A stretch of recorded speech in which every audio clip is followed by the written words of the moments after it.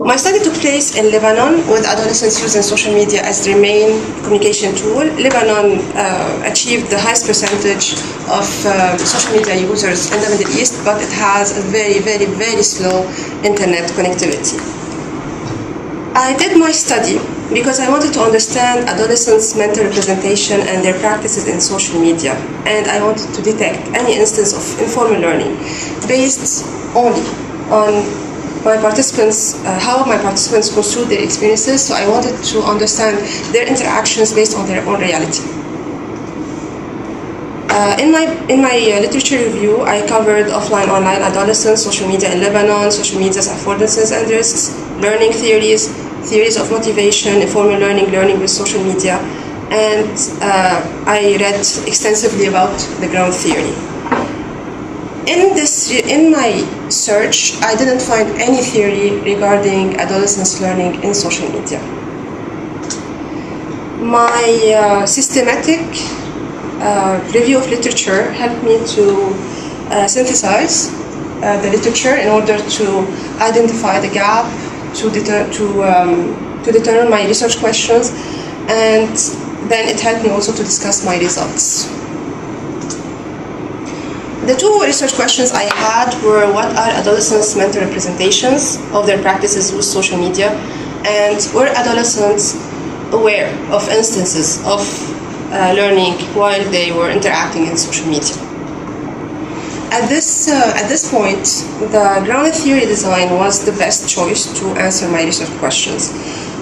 With the grounded theory, first I was able to go to the field without having many preconceptions. So I had minimal preconceptions, and I was open to any discovery, and that was exactly what I needed, because I knew the area of my study, but I did not know further. So I needed this liberty. I had 9 participants. There were 9. 5 of them, the 9 were living in Lebanon, but 5 had the double nationality, so they were Lebanese and Canadians, and two of them were born in Canada. They were all active in social media, and they all had their mobile phones. I used 3 instruments: semi-structure interview, construct analysis interview, and validation interview. And this is a picture of the results of one of my construct analysis interview. Actually, this is a preparatory grid, and what it is here I have the elements. The elements are the experiences of my participants in social media, and here I have the constructs that describe the elements, and I generated the construct using the triadic elicitation technique. In the middle I have the rating of these elements against the constructs, going from 1 to 5. To analyze my data, I used DirectiveGrid and the grounded theory approach, and of course I made sure to have credibility and trustworthiness in my data, as I explained in my research, my thesis. Now, the good thing. Okay, with the first step of my data analysis was the up encoding, and it was a total chaos, as you can see.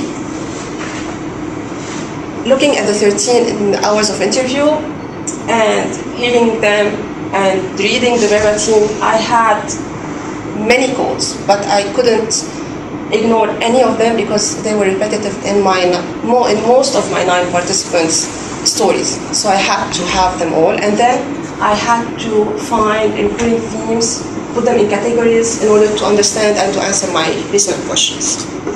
And these are the themes that emerged from my codes. I had reasons for first use, consequences of hypothetical absence of social media on participants of life, learning in social media, elements affecting adolescents' use of social media. And with this, I was able to answer my research questions. According to my participants, because everything is according to them, their practices in social media were an addiction resulting from a necessity and managed by functionality. Addiction. According to my participants, the phone was a part of their body, so it was an extension of their body. It was always with them. They slept with their phone. they were not able to stop interacting with others through their social media, through their phones. When the BlackBerry red light started clicking, they were not able to ignore the messages. So for them, it was an addiction. They wanted to stop it, especially in their exam period, but they had difficulty. So most of them, they told me, we're addict to our phones. Necessity, for them, they needed the others. They needed their friends. At this stage, my participants were between 14 and 16 years old, the phase of adolescence, where they start going far from their parents and they need their friends to build to build their personality and identity. So they had to have these friends who reflect their values and everything. So they needed the presence of others, and they had to be present for others, because what they've said, that if they were not present online, they were forgotten offline. So they had to be present in social media in order to exist for their friends. And it was managed by functionality, because they were trying to find the best social media applications, and they had to manage their internet connectivity, etc. According to them, they never thought of learning when they were in social media. Their goal was to communicate, to have fun, to connect with others, and that's it. They didn't see any kind of learning, except when they were in their classrooms because some of their teachers wanted to use Facebook or wanted to, and that's it. For them, there were no learning. What was great in the design I chose to do my research in the ground theory is that I was not limited to my research questions. I was able to go and find more than that. I had the liberty to discover more, and through their interactions and all the descriptions of what they were doing in social media, everyone were talking about existing in social media, and everything they were doing was to learn how to be there, to exist. And learning to exist was the main thing that although they didn't say it, but all their interactions were talking about that. And learning to exist is my core category, the phenomenon according to Glaser, axial coding. Learning to exist was the core category, or the phenomenon. The context was Lebanon, social media used by the adolescents. The causal conditions, the thing that caused this phenomenon. First, the majority effect. Everybody's using social media. I need to use it. Novelty effect. There are new applications, new phones, new devices. I have to use them. Peer pressure. We're all on Facebook. Why you're not there yet? Okay, you're not here yet, so you're not updated. Need social presence of others, as I explained before, and need social presence to others, because if they were not there, they were afraid of being forgotten. The intervening conditions were related to the technology, to the user, and related to others. The strategy they used in order to learn to exist, they were doing that autonomously. Nobody asked them or told them, go and learn how to use your applications, or go. They were searching autonomously, they were discovering, experiencing, evaluating, and making decisions. They were going to other people pages, learning, looking at the other interactions, observing, and when they had new updates in Facebook or updates in any other social media, they went by themselves and they tried, and they were telling me, when I asked them, how did you knew how to do it? They looked at me like I was asking stupid questions. We tried, we spent 2-3 days doing that autonomously. The consequences through this learning to exist, they gain technical skills, they learned how to use the medium, they gain socialization skills, they learned how to socialize through and within the medium.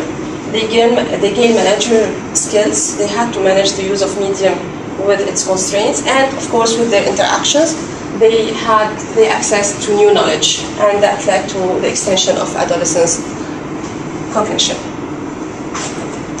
But learn to exist, had two aspects. I had learned to exist, and I had also learned to exist. The first learn to exist was all the technical skills they had to acquire. So before starting to be there in social media, they had to learn how to be there. So they had to learn all the technical skills and all the tricks in order to exist in social media. And learn to exist. When they were there, they needed to trigger interaction. They needed to trigger comments, likes. Likes, just to have the like, was very important in their page, because if they don't have many likes, that means that others are not interested in them. So they needed to find out what was how to behave in social media in order to be popular and be part of the group and to exist. And all this learning was happening, all these interactions and all this action was happening. They were all motivated intrinsically. And I thought of Maslow and of the pyramid of Maslow, and I tried to adapt it. I adapted to my participants. For them, the first need was not a physiological need. It was a need to exist, and they started up. When they fulfilled this need to exist, they achieved their personal growth, personal fulfillment, and self-development. And when they had this, they had their self-esteem. They felt their own value. They felt that they were respected by others, and they achieved the high interactivity, which include posts, comments, and likes. And then when they achieved that, they felt that they belonged to their circle of friends. So they were part of a group. And then when they achieved these needs and they felt that they belong and they were very good there, they started thinking about bullies and what is private, what should I put, what should I not put. So here they started thinking about that, and they start feeling that, okay, maybe how can we deal with addictions, etc. And at the end, they had to think, okay, now which mobile would have had which sites or which applications would allow me to have more interactions, more affordances to be in social media. If we look at this pyramid and we think that this is one of my participants, in order to fulfill the first need, he cannot or she cannot fulfill it alone. She has to be with others. And that's why, if we group them, the first need, in order to be fulfilled, has to be here. And here is connected with others. So in order to exist, they have to have this interaction with others, and then the other needs can be fulfilled. In conclusion, through my ground theory study, I was able to reach a transferable construct, which was adolescents face two challenges to flourish online. They have to learn to exist through acquiring technical skills, and they have to learn to exist through developing online soft skills. They learn to exist in work.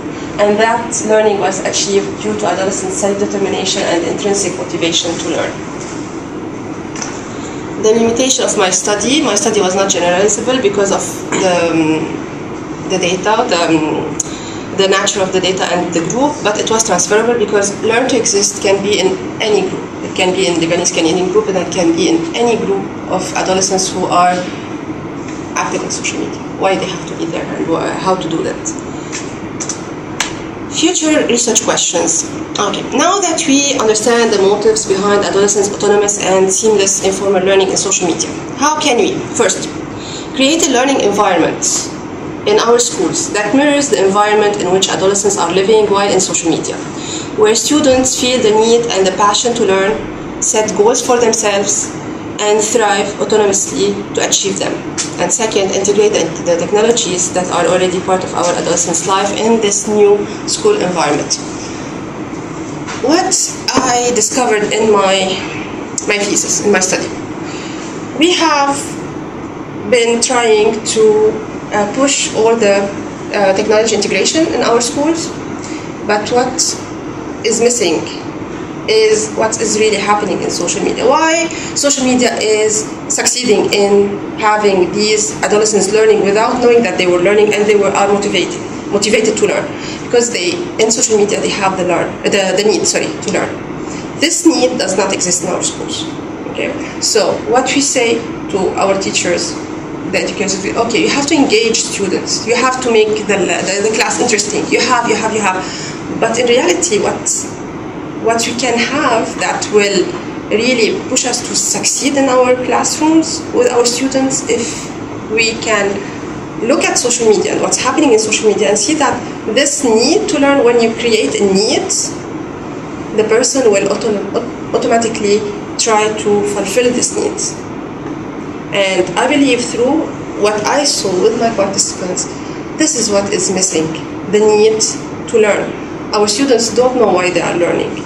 Sometimes they are interested in the lessons and how they are learning, but they don't know why they are learning, what's the objective, and they don't have this need to learn. So when we have this need and we answer to this need using these tools that they are already natural for them, it's something that is part of their everyday interaction, I believe that it will be a very good combination for good school achievement for our students.